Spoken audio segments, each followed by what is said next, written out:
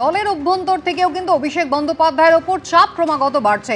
কল্যাণ বন্দ্যোপাধ্যায় আগেও সরব হয়েছিলেন, ফের একবার কালীঘাট তৃণমূলের মধ্যে থেকেই অভিষেক বন্দ্যোপাধ্যায়কে নিয়ে সরব হয়েছেন তিনি। ক্যামাক স্ট্রিট একেবারে দলটাকে শেষ করে দিল, এই হতাশা শোনা গিয়েছে গতকাল কল্যাণ বন্দ্যোপাধ্যায়ের গলায়। একই সঙ্গে ঋতব্রত তৃণমূলের বিদ্রোহীদেরও খোঁচা দিয়েছেন শ্রীরামপুরের তৃণমূল সাংসদ।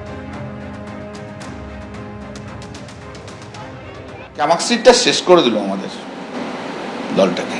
আজকে যারা বড় বড় বক্তৃতা দিচ্ছে অভিষেকের বিরুদ্ধে বলছে, 2022-এ যখন আমি বলেছিলাম তখন তো এরাই আমার বিরোধিতা করেছে।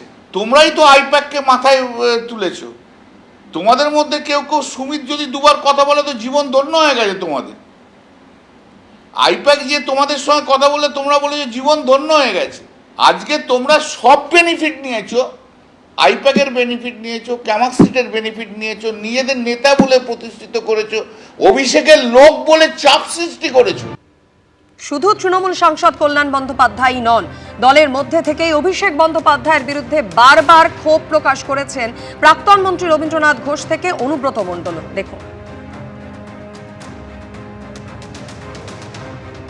দিদি যদি সংশোধন করে, মানুষের দাবি প্রতি যদি দিদি আস্থা দেখায়, অর্থাৎ অভিষেককে যদি সাইড করে দেয় দল থেকে, তাহলে হয়তো আবারও সমস্ত নেতা নেত্রী, এমএলএ এমপি আবার ফিরতে পারে দিদির পাশে। ছোট থেকে তো রাজনীতি করে নাই, দেয়ালও লেখে নাই, মিছিলও করে নাই, সেটা আমরা করেছি। সেইভাবে তো আর ওনাকে করতে হয় নাই।